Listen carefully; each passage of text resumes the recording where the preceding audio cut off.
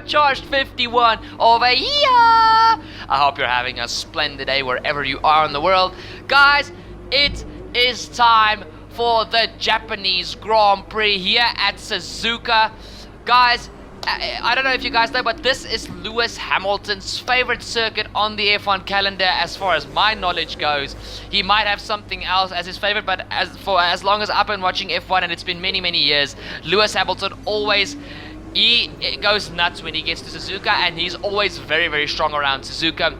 Guys, looking at the performance chart, I said that because I believe Lewis is going to be a problem this weekend. But in any case, looking at the performance chart, Mercedes are still leading the way from Ferrari and P2 according to paper. Red Bull Racing are in third with a few upgrades that they've brought onto the car coming into Japan. We are still very firmly in fourth position. Williams are now the fifth best team. Racing Point sixth. Renault 7th, Alfa Romeo 8th, and McLaren 9th. From Williams all the way down to McLaren, it's a very close fight. And finally, Toro Rosso have brought some upgrades to Japan to try and get closer to the rest of the midfield. I would love if Toro Rosso also joins into that fight, because then the midfield is going to be very interesting indeed. Guys, heading through practice. Practice 1 was a weird one. It was raining constantly throughout the practice session, but it was never wet enough to go onto a set of intermediate tires. We have a big moment there because the track is still damp, but the intermediates are useless. So you guys see a nice slow-mo shot. Please just take 2 seconds to drop a like on the video. I highly appreciate that. We literally skimmed the barrier with our left rear tire, just that. I can't believe I caught the car. The car just snapped on me and I could do nothing about it. Luckily I caught it. This is just a few minutes later on the same set of tires. After this, the tires were completely done. I couldn't use them anymore. The first spin was busy doing the racing program, and the second one, I can't remember, I think it was the ERS, but I lost them on both. So yeah, we had to scrap that set of tires. But guys, heading into qualifying, I've got high hopes for this weekend. Hopefully we can produce in front of the Japanese fans. So let's head straight into the Japanese Grand Prix qualifying.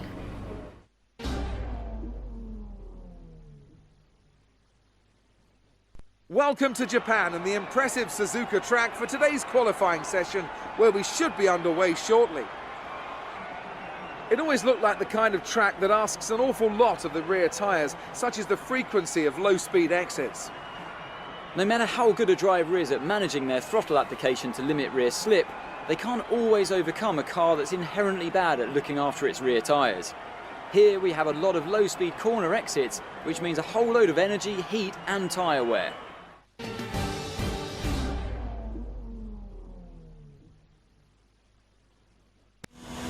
Jumping straight into qualifying, guys. I unfortunately start off this episode with some bad news. Well, this qualifying with some bad news.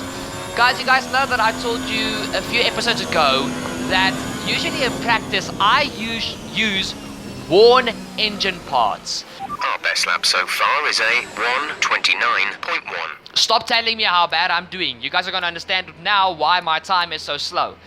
For some other magical reason, I forgot to put on the fresh engine parts for qualifying. I don't know, it just went right over my head, and we were driving with a car with immensely worn parts. Guys, I had a power, what's the word I'm looking for?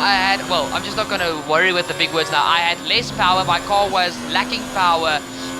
The ERS was wonky. It just depleted the battery immensely quickly and wouldn't charge with a cool down lap. I had a big problem. The car had, guys, I had the same pace as the Toro Rossos, which are the slowest car on the grid. And yeah, you guys can see at this stage we are dead last, right behind Danny Kvyat and Robert Kubica. And to be quite honest with you guys, please drop a like down below as a prayer towards my side to get this car into Q2. Guys, we have to qualify in at least 10th position according to our contract. It's a 10th or 12th. I think it's 10th to be quite honest. And we have to finish the race in 7th. If we fall out at Q1, we've got a very long race ahead of us. But guys, heading through 130R, hopefully not for the final time in this qualification, into the final chicane, getting ourselves ready to go down the hill. Do we get ourselves out of Q1? Your answer is, I don't know, I think it's not enough. And I was right. It's not enough. guys, we are out in Q1 because of a stupid mistake from my side as the driver. Guys, we are 19th. 19th. Oh my word. Emma is going to... she's going to rip me apart. I'm almost certain that she is going to rip me apart. Oh boy. Qualifying. That's not exactly ideal. But there's no points for Saturday. Keep a cool head and make up for it in the race. Hopefully my good recent performances have made her calm down a bit. But guys, now that we're starting at the back of the grid, basically, let's take the engine penalties to avoid penalties in the future. It's the smart move to make. But I can't lie, I am disappointed in myself for making a stupid mistake like that. The gearbox is still fine, I'm not going to swap out the gearbox, there's no use in doing that. So let's head to the Japanese Grand Prix and hope we can salvage something from this race. It's going to be a hard weekend. But let's head to the Japanese Grand Prix. And a very warm welcome to the Japanese Grand Prix, an event that has decided a Drivers' Championship 11 times over the years and has hosted some very memorable races as well. Who can forget Kimi Raikkonen's win from 17th on the grid in 2005, or Kamui Kobayashi's incredible drive to a podium in 2012. We're southwest of the city of Nagoya today at the unique figure-of-8 Suzuka circuit. 3.6 miles and 18 corners make up a lap here, with average speeds approaching 136 miles per hour. DRS will be available, of course, into the potential passing opportunity at turn 1, although the best place for overtaking will be through 130R and into the final chicane. Joining us today to oversee all the thrills and spills, it's Anthony Davidson. And great to see you. How are you feeling about the race today, and how are the circuit conditions from what you've seen? Well, it's looking a bit cold out there, if I'm honest. These tyres have quite a narrow operating window in terms of the temperatures they need to extract the best grip. So with a cold track surface, it's going to be harder to keep those temperatures up, which will lead to lower grip and maybe more mistakes.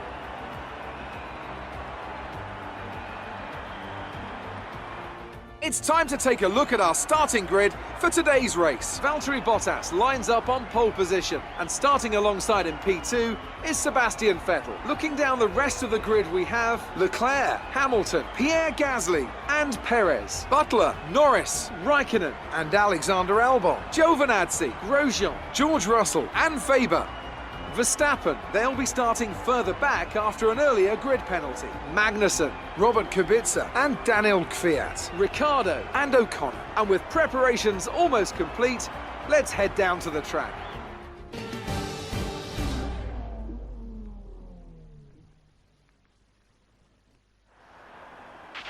See if you can gain some early places on the first lap. This will help us to get another points finish.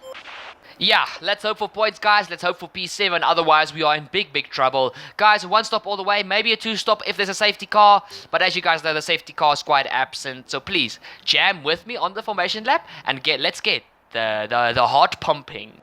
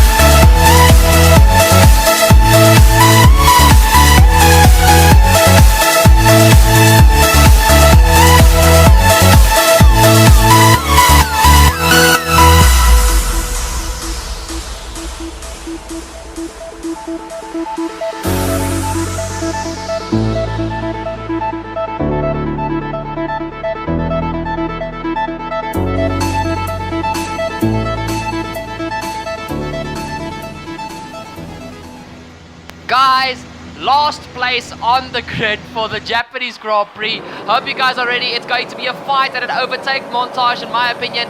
5 red lights, and it's go, go, go for the Japanese Grand Prix. Valtteri Bottas and Sebastian Vettel on the front row. No, it's actually Charles Leclerc. Vettel comes from behind and he already overtakes his teammate going into T1. It's the 2 championship leaders. No, it was Vettel on the front row. I'm lying. Sorry, guys.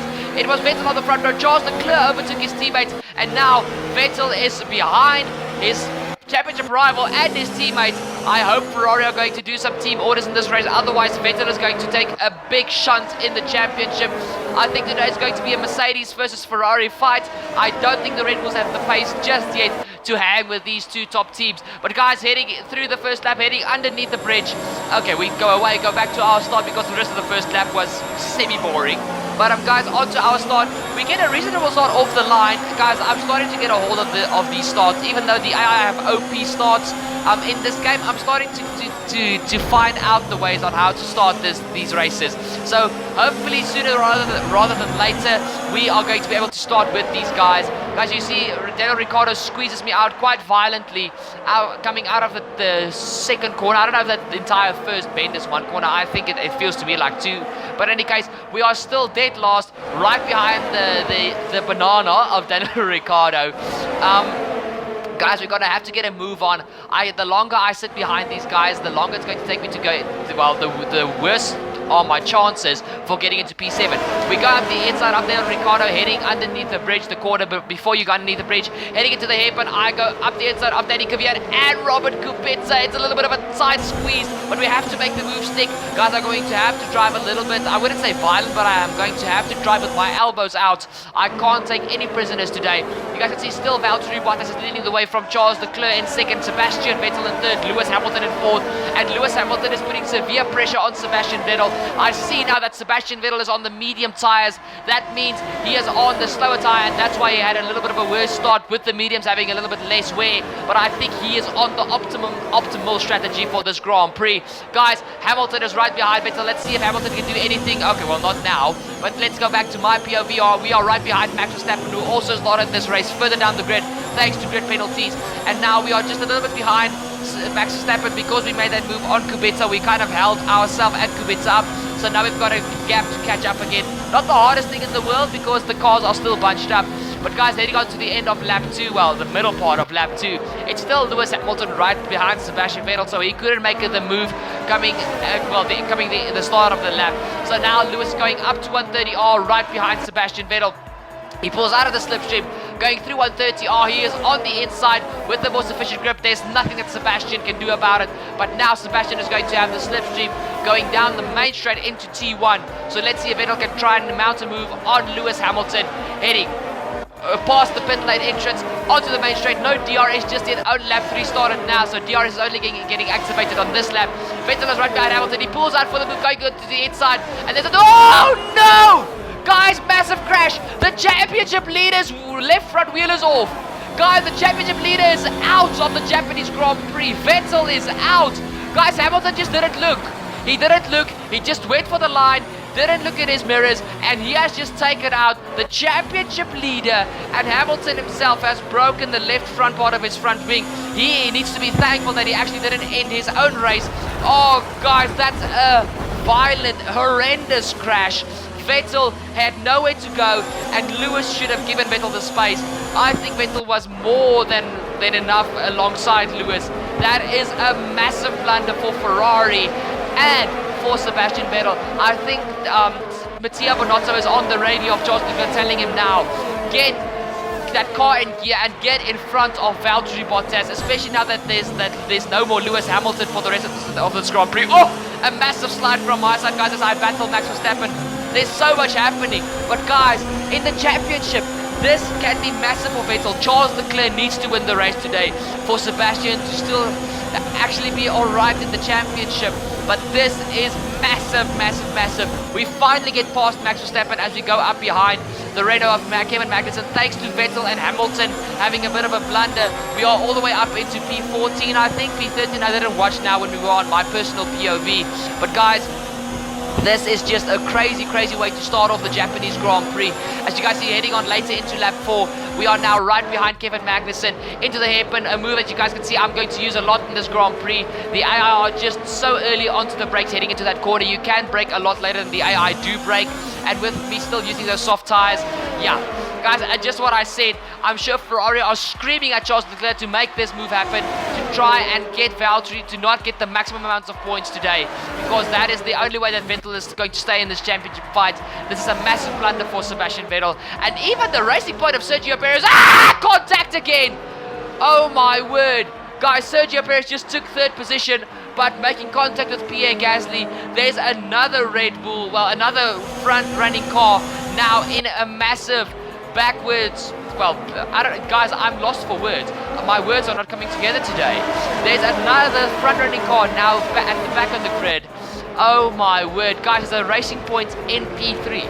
Oh my soul, that could just as well have been us if we didn't make this stupid mistake that we did in qualifying. But in any case, guys, we do not live in the past, we live in the future. Guys, still Valtteri Bottas and Charles Leclerc battling away for the lead. I'm sure just as much as Ferrari are screaming at Charles Leclerc to stay in the lead, Mercedes are screaming at Valtteri to tell him, you need the wins. Vettel is out, you have to win today. Side by side into the first quarter. Guys, don't take each other out! Oh boy. Guys, if these two guys take each other out, I think I'm just gonna laugh out of, not even out of just funny, I think out of pure craziness, I'm just gonna start laughing like Joker, and I'm not gonna stop. Oh my word, it's crazy, guys, it's crazy. Here you guys see the Williams of George Russell going toe-to-toe with Alexander Albon. Oh my soul, that was very, very, very close between the three of us. I also go for the opportunistic move on Alexander Albon, trying to get past the Williams of George Russell. We are now P10, we are into the point. But you guys know we still have 3 positions to hopefully get into. But we still got 3 positions to go to get ourselves into the optimal, perfect racing position. Into P9. Next on our list is Antonio Giovinazzi. That was a beautiful move on my part, I think. And Got that confirmed. strategy change. Guys, I think that's a smart strategy change. Think about it. The tires, even though we're pushing them, are holding out perfectly. Actually more than perfect, and now our team thinks we can end this race on mediums. That I think is a very, very good strategy, so I'm going for it. The hashtag TMH Marduk, we're doing it your way, bro, we're doing it your way. Going into T1, you guys can see it's myself battling away with George Russell. Guys, the Williams is now the best of the rest behind us, so it's the fifth best car according to paper. So the Williams is more than eligible to fight with the midfield, even though we are the 4th best car and we are quite a bit ahead of the midfield. But in any case, guys, this is my teammate Romain Grosjean. No! Oh my soul.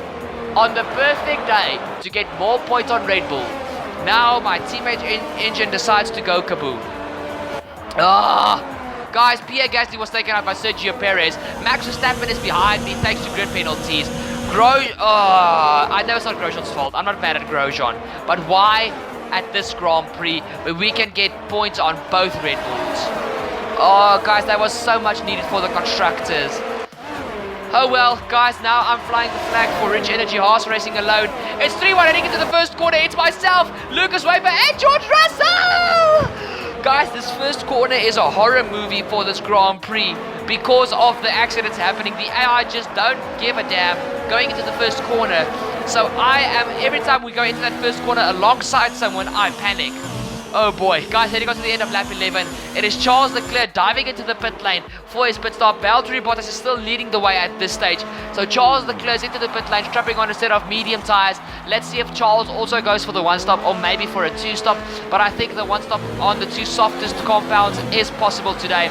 On the very same lap, it is my arrival for me at this stage of the Grand Prix. Lucas Weber coming into the pit lane, along with George Russell, Max Verstappen, and Kevin Magnussen. Wow. Okay, 4 cars. Lucas is in, and I just need to hope and pray he doesn't undercut me. Oh boy. Guys, my team's strategy change was for lap 12. So let's hope that works. Guys, heading on to lap 12, this is Valtteri Bottas, the race leader, coming into the pit lane. And guys, some news you guys are going to see. He gets held up for some other reason. Valtteri had a 5-second stop-go penalty. I do not know why, but that has basically just cost Valtteri the win of this Grand Prix. I am sure Charles Leclerc is going to be going past him. Here's Charles Leclerc in a little bit of traffic of the two McLaren, well, of one of the two McLarens. But guys, that is a blunder for Mercedes and for Valtteri Bottas. That might just be the news that Sebastian Vettel needed to soothe him a bit after that horrendous third lap crash. Oh my soul. Guys, we jump onto our POV. It's still lap 12. It's now our turn to jump into the pit lane and strap on a set of medium tires to run to the end of this Grand Prix. But guys, my heart just sinks. It absolutely sinks for Sebastian Vettel, and actually for my teammate. My teammate was running so strong in this Grand Prix, guys, it's not even funny. Like, my teammate was going good in this Grand Prix, like, seriously good. But in any case, guys, back to the action. You guys see Lucas Weber is battling away with Antonio. No, that could be Raikkonen or Antonio Giovinazzi. I couldn't see them, but with one of the Alphas, it is Giovinazzi, and my teammate has jumped me, as well as Antonio Giovinazzi is still ahead of me. So I need to try and catch Antonio Giovinazzi to secure P8. Or is it P7? I'm not sure. I think it's P8 actually. But in any case, guys, this is Kevin Magnussen and Max Verstappen right behind me, battling away and trying to get closer to me. Guys, I did swap in, as you guys saw after qualifying, the new engine parts for the Grand Prix. I mean, I'm on brand new parts. I took penalties for Pete's sake. But we've got a virtual safety car. Oh my soul. For Sergio Perez, who made a bold move up the inside of the second Red Bull of Pierre Gasly. You guys saw Perez just quickly there on the side of the road. Sergio Perez ending, we're going green. Maintain positive delta until the green flags. Is out of the Grand Prix, and the virtual safety car is ending. But guys, that's a blunder. We are now fighting for P8, and we need one more car to retire to get into the optimal position. Guys, I was just under pressure the rest of this Grand Prix from Max Verstappen and Kevin Magnussen. Guys, I couldn't get away from them, and that's why I couldn't set off to Antonio Giovinazzi. To me, it sucked quite badly because I had the pace to catch Giovinazzi, but thanks to Verstappen and Magnussen, I couldn't get out from under them at the right time. And now you guys can even see the red of there. Ricciardo's joining in. It's another 3-1 moment heading into the first corner. Guys, watch out. Okay, Kevin Magnussen pulls in front of Max Verstappen. Oh boy, Ricciardo, how on earth did you catch that? Guys, turn 1 is a killer. Turn 1 is a killer. Guys, ooh! Guys, no, it's no longer F1. It is Formula Drift, Tokyo Drift style. We're going full out Tokyo Drift for this Grand Prix. Oh my soul, guys, GG's from Daniel Ricciardo to catch that car. But as you guys see, just when I think I get away from Max Verstappen and Kevin Magnussen, they get back onto the rear of my car. For some other reason, my car had no pace in sector 3 actually. So I don't know why. This car's got a strong engine. It's a speed section of the track. I don't know why, but for some other reason my car just didn't have pace. Ooh, that's a very bad line from Max Verstappen heading through 130R. And now Kevin Magnussen goes for the move around the outside. Ooh, there's a lockup from Max Verstappen. And guys, I know Pierre Gasly is right behind these guys, as well as Lewis Hamilton! Where did he come from? No, guys, look at the speed of the Mercedes. It's the end of Max Verstappen is searching for parking. Where did Lewis Hamilton come from? He's hard into the first corner. Kevin Magnussen makes an opportunistic move onto the inside, and I think Lewis is going to get stopped by Max once again. The Red Bull is very strong in the first sector, and there we go. Even Pierre Gasly sizes up a move but can't get it done. Guys, we've got 2 Renaults, 2 Red Bulls, and the Mercedes of Lewis Hamilton trying to chase us down. Where did Lewis Hamilton come from? Oh my great goodness, where did he come from? Guys, the pace of that Mercedes is something out of this world. He passed Kevin Magnussen shortly after, and now look at this. I've got 2 front-running cars chasing me down. I'm not at this. Oh no, that's actually Kevin Magnussen. Okay, Max passes Kevin Magnussen around the outside. Hopefully Kevin Magnussen holds up Lewis Hamilton. And as I say that, I've got a feeling Lewis is going to overtake Kevin Magnussen as I'm thinking about it just later on that lap. Guys, this Mercedes is a freaking OP, and they've got an OP AI inside of the Mercedes. Oh, Faye. Okay, guys, look here. Actually, it was the end of Sector 2 and the start of Sector 3 where I was really bad. Guys, look, Max Verstappen is on my gearbox, and now he's dragging along Lewis freaking Hamilton. Ah! Somebody help me!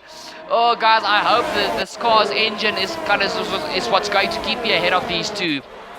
It's only for P8, and I know my team is probably going to scold me as I get back into Park Ferme. Well, back into the trailer, not Park Ferme. What am I saying? But guys, I've got Max Verstappen, a future Formula 1 world champion and already 5-time Formula 1 world champion Lewis Hamilton chasing me down. I defend going into T1, but guys, how long can I keep this going? I don't know. Ah, Max, leave me alone. Guys, they're going for dive bombs left, right, and center. I don't know where to defend anymore. Guys, overtake on the ERS. Let's get this car into rich mode. Why am I leaving it in lead? Why am I leaving it in lead fuel mixture? What am I doing? Guys, it's 3-1 going into 130. Oh, come on, squeeze, Max. Guys, oh no, that was the wrong move. Hamilton is behind me. And even Kevin Magnussen sizes up a move on Max Verstappen. Guys, where is my pace? It feels like China all over again. You guys know the third round at the beginning of the season, China, I had no pace. This feels exactly the same.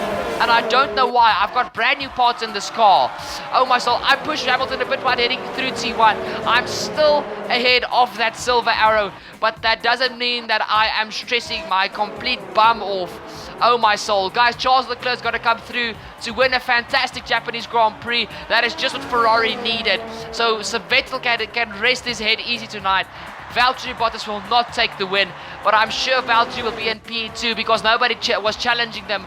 Valtteri Bottas comes across the line to take P2 for Mercedes AMG Petronas Racing. And third place is going to be... What? One of the two McLarens? Guys, my votes are on Lando Norris. I vote for Lando Norris. It's between Lando Norris and Devin Butler for P3. Come on, McLaren. It's a brilliant drive from McLaren. Well done, McLaren. But guys, back to our fight. We've still got a raging, charging silver arrow in the form of Lewis Hamilton behind us. It is the final sector of the track. We need to... I saved fuel, I saved ERS, but this Mercedes is OP in a straight line. It's OP everywhere. Lewis Hamilton pulls alongside me. There's a little bit of contact on the straightaway. I try and squeeze Lewis, it's not working. Through 130, oh, I keep my line. I bounce the car over the curb. Nearly run out of fuel as we head to the line. Second gear through the final chicane. Don't cut corners. And guys, we are going to secure P8, but it was not enough. We could have done so much better today. Not good enough. Not good enough at all. Let's push harder next time, okay?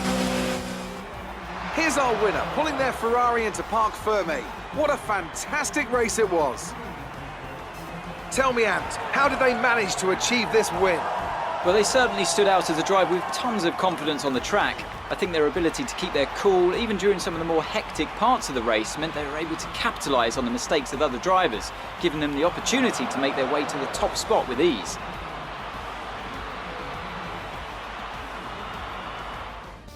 So, let's review the drivers' standings. Not the result our points leader wanted, but it certainly makes things interesting going forward. Let's focus on the driver of the day.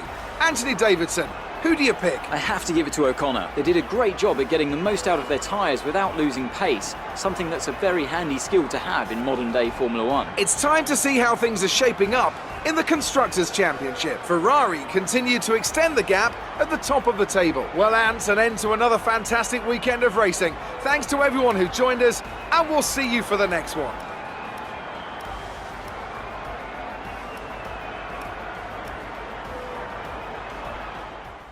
Good day today. Let's have your take on it. Did you struggle to get through all that traffic today?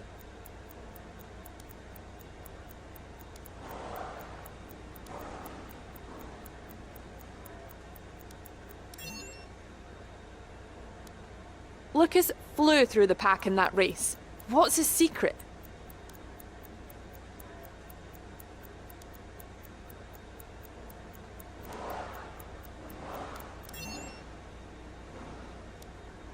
You've had experience with Devon's fast, aggressive style. Any advice for the drivers he passed today? Did you have the wrong fuel strategy today, or was it your management?